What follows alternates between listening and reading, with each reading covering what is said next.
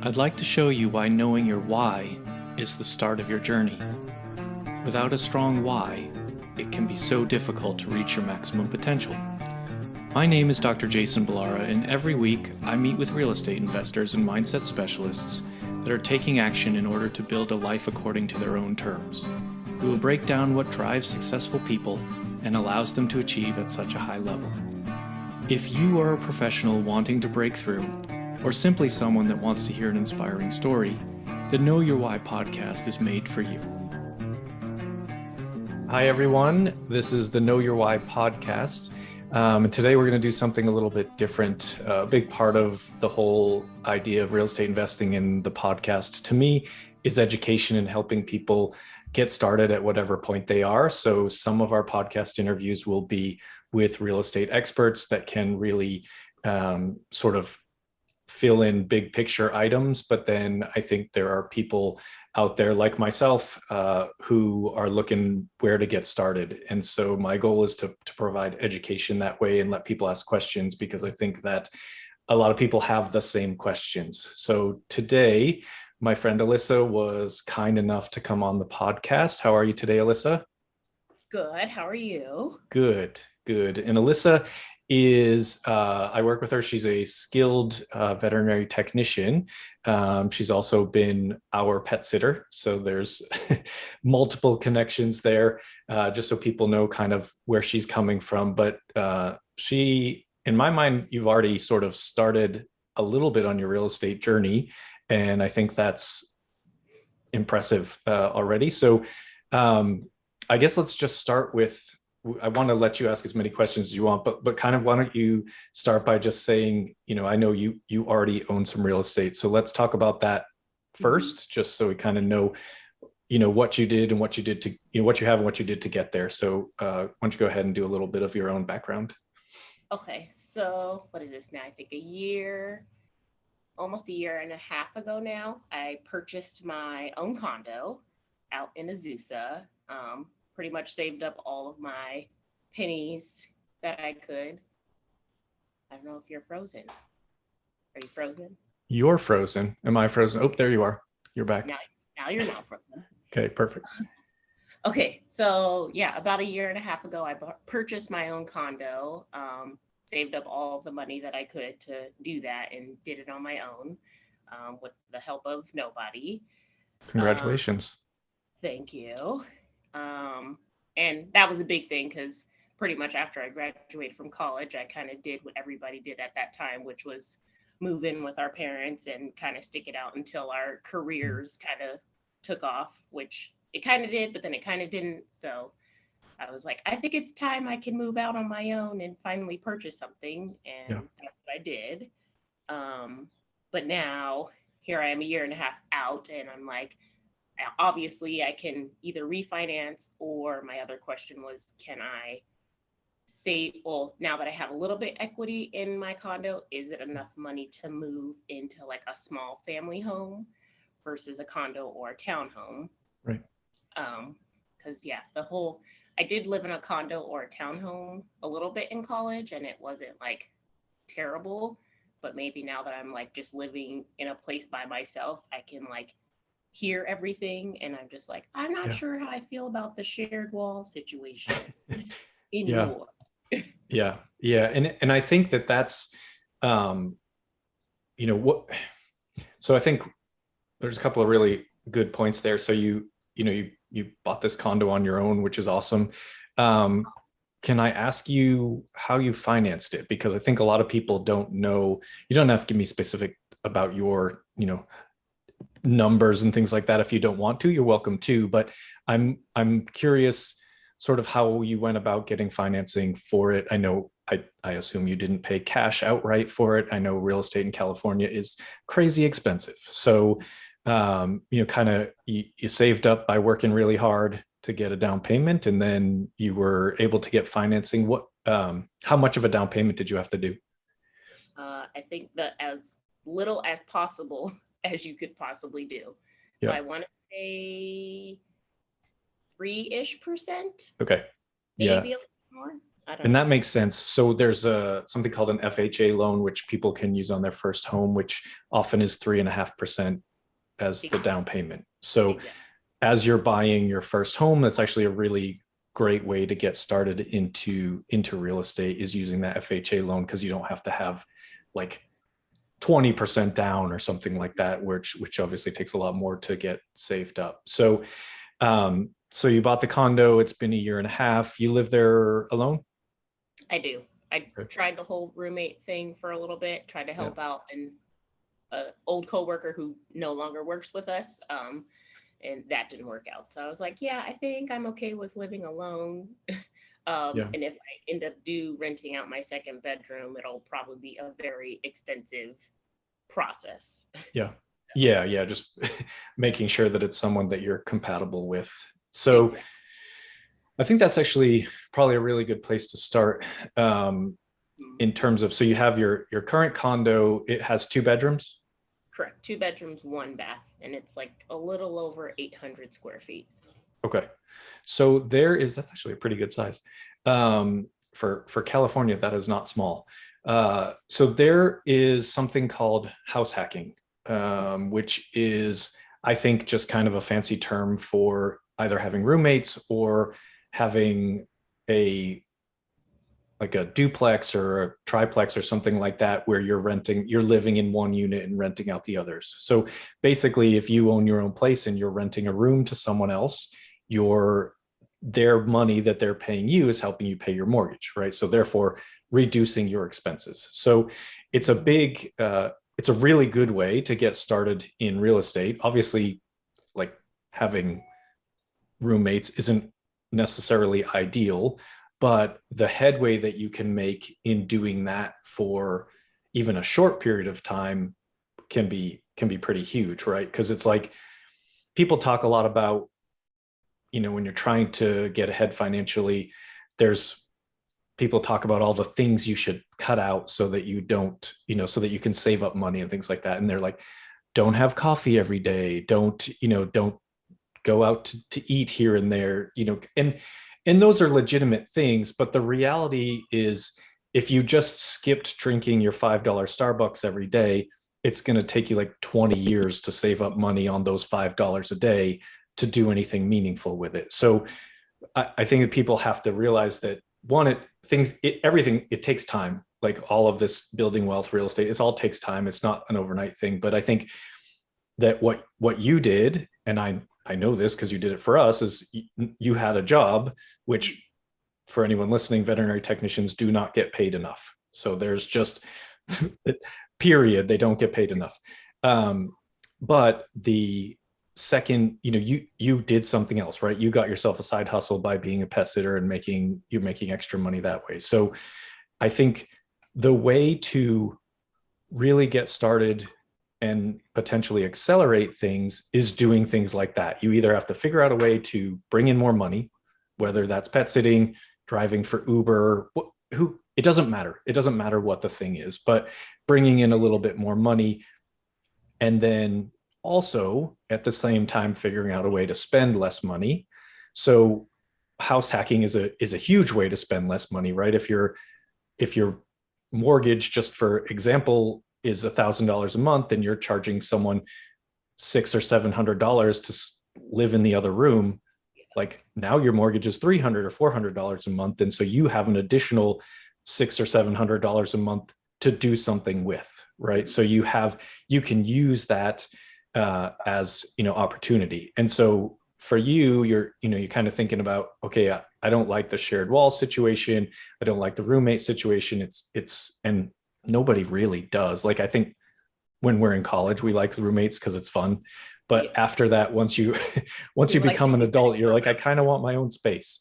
Exactly. So for that, for you, I guess what I would envision as your next step, and it might take you a little bit to kind of save for this, but as you keep doing what you're doing, one, you can refinance the condo that you have. The housing market has gone crazy. The values of properties have gone up tremendously over the last year and a half. So you could find out what your condo is worth now, You can refinance it, likely get a lower interest rate, but also probably figure out a way to get some money out of that condo without necessarily even paying more on a per month basis, right? So if your interest rate goes down by even 1%, that's like actually a fairly substantial amount of money less that you'll pay per month. And then you can also, with a refinance, either do a cash out refinance where you basically take a mortgage out that's like, as an example, $50,000 more than what you owe on the house because there's equity in the house and you're able to do that. The downside to a cash out refinance is that you're immediately paying payments on that money. Oh, I see. Right. So if you do a cash out, and most likely you talk to the lenders, they're going to tell you this, but hopefully if you have a good reputable lender, they'll tell you this. But basically, as soon as you take that money, now, okay, you got a chunk of $50,000, but it's sitting in your bank account. You're not ready. If you're not ready to do anything with it yet, you're already paying on that cash out refinance. And now you just have money sitting there burning a hole in your pocket, and you might be tempted to spend it on something else. So if you don't need all of that money immediately, then what probably makes more sense is what's called a HELOC, or a home equity line of credit. Home equity line of credit basically is essentially like a revolving credit account, and you only pay on the money that you use. So now, instead of doing a $50,000 cash refinance, if you do a $50,000 HELOC, and then you're just looking for another property, it's just sitting there and you're not paying any money for it. When you need the money, then you go ahead and pull it out of the HELOC, and then typically you're just paying interest payments. So it's actually a really nice way to use it and use your current property as like a bank for your future properties. Does that make sense? Yeah. Yeah. So I think we talked about it a little bit, but I kind of like weighing the options of getting a new car too. Just my car is like, is it almost 10 years old? It's getting there. Yeah. And yeah. I'm just like, I've been kind of looking at some more like eco-friendly cars in general. And so like, I think maybe doing the cash out option at this point would probably be better, just because like I'm not ready to go buy like another condo or another home or anything like that. And it's like going to be, I don't know, not eons from now, but it's going to take a while before I even have enough money to do that. So but you can use the HELOC for a car too, right? So it's just like an account with money sitting in it. So I would still, like, even in that instance, I would still say the HELOC makes the most sense. And then you just look at, then you can look at it from you just look at what the interest rates and the payments are, right? So if you're getting a car and the interest rate is super low, then maybe that's the way to go. But if it's equivalent to your HELOC, you can use the HELOC money, and then you're essentially paying interest on that. So I think it's still like, if you need it for some other expense, it's still accessible. And like, ideally, if you have a $50,000 HELOC, you're not just going to say, okay, now I buy a $50,000 car, right? Some of it's like being practical about it and saying, okay, if my car is not good anymore, I'll get something, I'll get some 2 or 3 year old car that has low mileage, and I'll spend, less money on that. I don't want to tell people you can't have things like I don't think everybody has to drive around in like a car that barely runs. That's not the idea of all this. It's just kind of thinking about what you do now, how that impacts you in 5 years. Right. So it's like if your car is fine, even if it's 10 years old, and you can drive it for 5 more years and not have payments, like, that's a big amount of money that you can then invest and have it do. And by the way, I'm telling you these things because I've made all of these mistakes. Like, I've bought cars I wish I didn't when I didn't meet, you know what I mean? So I've made all the mistakes and sort of learned from them that the biggest advantage you have is time. As the younger you are, the earlier you start the investing, the easier it's going to make it for you in 5 years, 10 years, then it's, if everything's on cruise control at that point, then you do whatever you want. So I still think, like I said, for the refinance for you, I would still do a HELOC. I think it makes the most sense, whether you take some of that money now to get yourself a new car, but it's still available to you in the future if you do decide to buy another property. And then if you do decide to buy another property, you can still take that house hacking concept to, if you wanted to buy a duplex or you wanted to buy a triplex or a 4-unit, you can still do the same thing, because you're going to get better terms if you are living there than if you were buying it as a rental property. The condo you live in now, you already have those terms. So once you've lived in them for a year, basically it is what it is. There are some rules kind of that you're supposed to keep it as a primary residence at least for a year, but you could move out of the condo, rent out the 2 rooms individually, and probably pay your mortgage and maybe even make some money off it. It would depend what the rental rates are, and then if you moved into a duplex or a triplex, again, your goal is to rent out the other parts and get someone else paying your mortgage for you, or paying a large portion of the mortgage. And nobody likes moving, but if you did that every year for 5 years, now you have 5 properties that you're renting out. Like, then you're literally like probably replace your income pretty quickly. Yeah. And so it's kind of crazy how much things can snowball and really get, once you start to build the momentum, it'll be shocking what you can do with that. Easier to do over time, I guess. Right. I think people look at, real estate investors that have a lot of money and they're like, oh, lucky them. It takes a long time.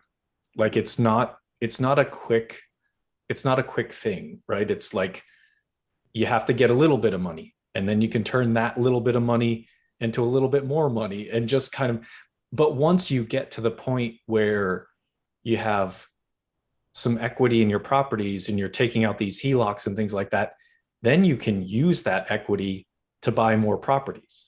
Yeah. So ultimately it's like, first you're buying one to live in and decrease your expenses by having roommates or by having multiple units. But then now you're like, hey, look, now I have all this equity in my properties.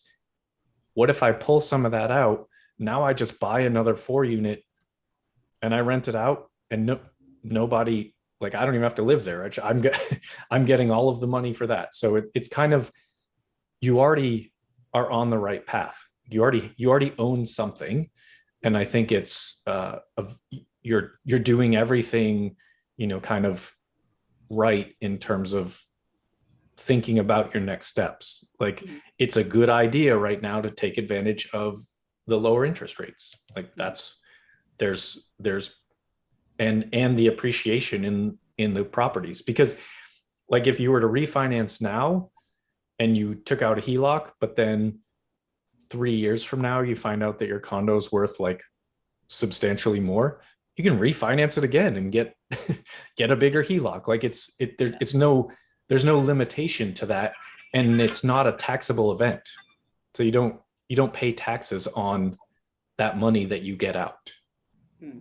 So there are a ton of advantages to it, and each property that you have, if you're renting it out, people are paying you, you're paying the mortgage. Basically, someone else is paying down the loan on your property, and now you have, like, when you go to sell it, you have even more equity.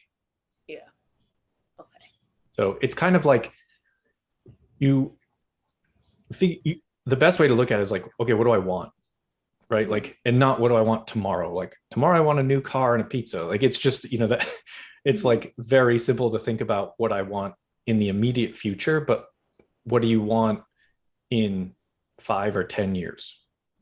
Right? And then kind of, I think what people want is for it to all happen quickly, and it's probably not going to happen quickly. Like, it's not like winning a lottery ticket. it's a strategy, right? It's like a defined strategy of this is how I'm going to get to this point that I want, and a lot of people use the like milestone of I want to have enough passive income to cover what I make at my job.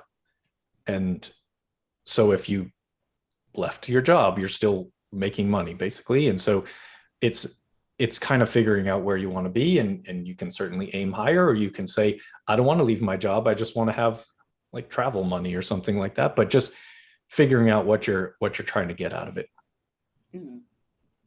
Like, yeah, no, I don't want to leave my job, but I also don't want to have to like rely on that like 100% Right. to Right. pay the. Yeah. So, No, I mean, that's it. Like I like what I do, mhm, but like if I broke my hand, right, I'm out of work for at least a while. Like there's no, there are things that can happen. Things happen to people, and it's like you want to have some security. And I think that having your own assets that you own and can produce money for you mhm, is really the only way to create that security. Like no matter how good you are at your job, mhm. if you got hurt or the business goes under or some whatever the case may be, like those things happen. we're Yeah. we're hopefully wrapping up a pandemic, but obviously the pandemic made it very clear that things can happen. And Yeah. so being prepared for whatever, I think is like a big step in terms of people setting themselves up for their future. Mhm. Well, and like speaking of that, like the pandemic hit like the house sitting business more so than like what I do on an everyday basis, which was, I guess, kind of like a gift and a curse. Like, yes, I still had a job to go to for the Right. past year and some change, but then Yeah. like literally didn't house sit for like, I don't know, 8 or plus months. It was just Yeah. like pretty much when Because people, everybody's home. yeah, or Yeah. people really, really had to go somewhere for like an emergency family situation or something. But So, what I can tell you is probably 4 to 6 months from now, when things open up, you will have more pet sitting than you could ever want, yeah. because everybody's going to be like, I haven't taken a vacation for 2 years, and it's going to be crazy. So it's going to come back, it's going to come it. And so yeah, I mean, I feel very fortunate that we all still had jobs, and our day job actually seemed to get busier, which was kind of an unexpected surprise. But uh, yeah, I think what what will always happen is people will always need a place to live. Mhm, And so if you have a place to live to offer them, mhm, they'll pay for it. mhm. Right. So like you have one, you own your condo, you have an extra room. Someone will pay you to sleep in that room. like like I guarantee you someone will pay you to sleep in that room. I get it. Like having a roommate isn't ideal, but if you moved on to like I said, a duplex or a quad or something like that, and you're in one of the units, it's essentially like having roommates, but they're not in your house with you. So they're still paying your mortgage, and you have all of those same opportunities, the Mhm. tax write-offs, all of that. I mean, there's lots to it. Yeah, and I kind of looked at some like in my area, and I was like, they're still pretty expensive. So I was Yeah, like, yeah. I mean, it's not, we're in California, we're around LA, like everything's crazy expensive. yeah, It's to your benefit if you already own property, which you mhm, do. You're not in a situation where you have to buy something. yeah, You wait for the right opportunity to come along. You do the things that you can do in the meantime, like I said, like refinancing your condo. And if you can find someone that you wouldn't mind living with and rent out the other room, now you have extra income coming in to put towards whatever your next endeavor is. yeah, Right. Like if you want to buy a new car and you can rent out that other room to someone for twice as much as your car payment's going to be, mhm, maybe that makes makes it easier to swallow getting a new car. Like it's looking at it, I think, maybe from a little bit of a different perspective. mhm. I guess it comes more so in like the investor side versus like, I don't know, not so much like the personal side, if that Mm-hmm. makes sense. Like kind of having to like not swallow my pride in a way, but like a little bit and be like, okay, I can deal with this roommate for like X amount of months or something, or Right. X time. Right. Because I think, like I said, it takes time, but it is a snowball. So it if you have a roommate for a year, because that's usually how long leases are, whatever, you have a roommate for a year, the amount of money that that's going to save you over that year will put you far ahead of not having had that roommate for the year.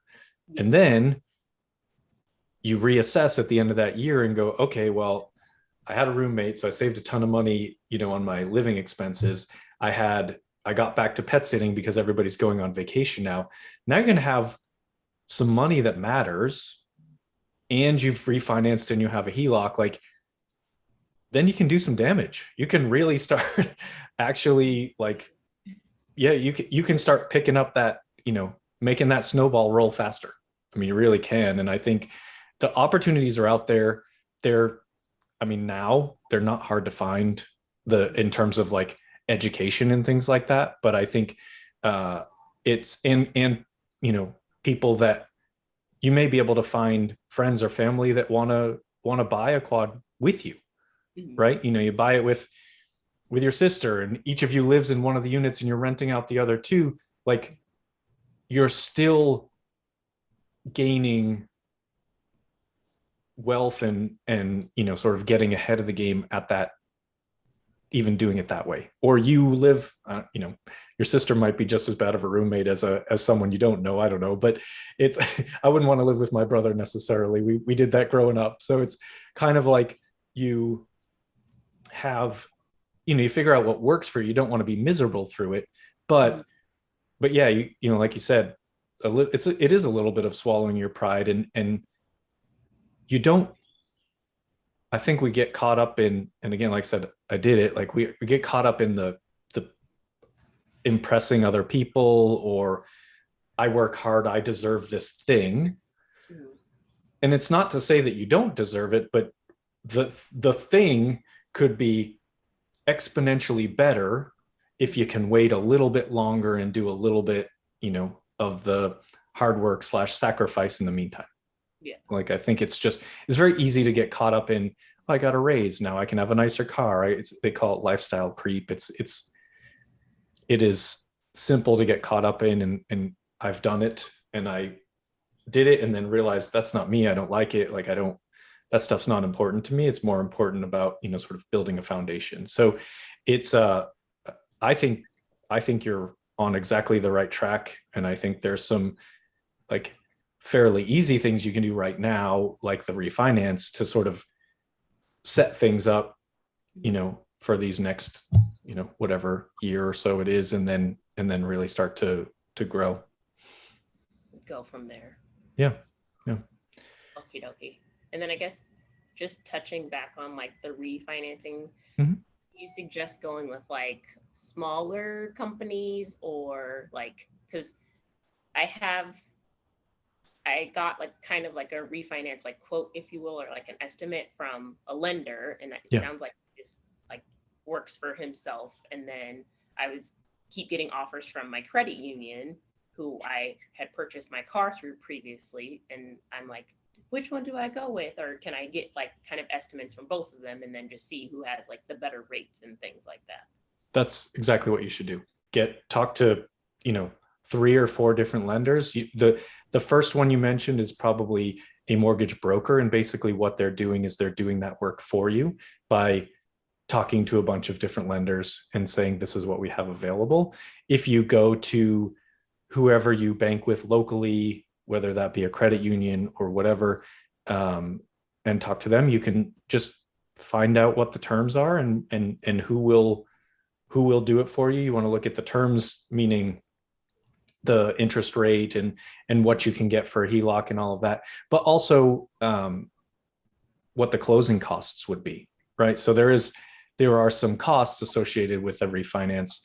And so, you definitely want to be clear on what all of that is. And I think a lot of times credit unions and local banks do have better terms. Okay. And plus there's like, it's someone you can go just sit down and talk to, and it's not, where you work through a third party. So, I mean, there's upside to both, but you find the best rates that you can, and then, go with that one. Okay. Yeah, because I don't know why I guess they do like the credit union does like soft like credit pulls, and so like send me all like offers, and I'm like, I forget. I'm like, how do you know I have a home, even though I didn't do anything for you guys? But they know everything. Yeah. And I'm just like, why do you keep sending me all these things? So I'm like, I haven't talked to them about that, but I was like, should I just go and see like what they can offer, like compared to what the lender has offered me, and just see, who has like the better package of the two. Yeah, for sure. Yeah. Talk to a few, at least two, if not three or four, banks around, and see, and you can talk to different mortgage brokers, even though it seems like they might have all have the same access to a pool of people that are lending the money. It's not, they don't. There are different ones. So you can reach out to different lenders and figure out what, who had Sen. Oh, buddy. He's protecting you. But yeah, you reach out to a number of them and find out. Come here. Where are you? Come here. Sit down. Where's your toy? Where's your toy? Huh? Where is it? Go get your toy. He's not happy with whatever's going on outside. He's like, pay attention to me or find whatever is outside. Yeah, he's like, I'm done with this. I'm ready to play. Yeah. But yeah, I would start with that, Alyssa. I would just go, get a few rates and terms for refinancing and getting a HELOC from a couple different. Happy to look at them if you want me to. Usually I think it's pretty easy to look and compare. There's a few important things, but and then, once that's in place, you can start thinking about what the next piece of your strategy will be. Okie dokie. Sounds good. Yes, it's definitely a lot to think about. But I'm like, I have to do it if I feel like now is like when I have to strike when the iron's hot, because now things are like the interest rates are really low, and it seems like the equity that's in my condo now is probably like the best it's probably going to be for a while. So I'm just like, might as well do it now. And the interest rates are very low and the values are very high. So it's a really ideal time to go ahead and get that done. And it's a pain, and it's why, doing all of this stuff isn't easy, right? Like it takes some work to get that done. It takes some work to become an investor and get things rolling, but it's also, and that's why a lot of people don't do it, and that's fine. But I think it's very worth it. In the end, it'll be I don't think anyone gets into real estate investing and is like, I wish I didn't do this. Now I have too much free time and money. Like that's not, that's never going to happen. So it's right. Yeah. So it's just like, I think ultimately you put in the work at the beginning and then let time do its thing. Cause that's, kind of the greatest asset that we have is that even your condo, you have this condo, like in 30 years, it's going to be paid off and it's going to be worth a whole lot more money than you have right now. Like if you kept it that long. So no matter what, that would happen. Right. So you've already started the process. Yeah. It's just a matter of keeping it going and getting this. Yeah. It's just how much you want to, build from there. Okay. Okay. Any other questions? I can't think of any more at the moment. Well, it's not like I won't see you again. So if you do have more questions, I'd be happy to try and help. So thank you so much for coming on the podcast. I hope this was helpful to you, and I hope that it will be helpful to anyone in your same situation, of which I think there are a lot of people out there. So thank you so much.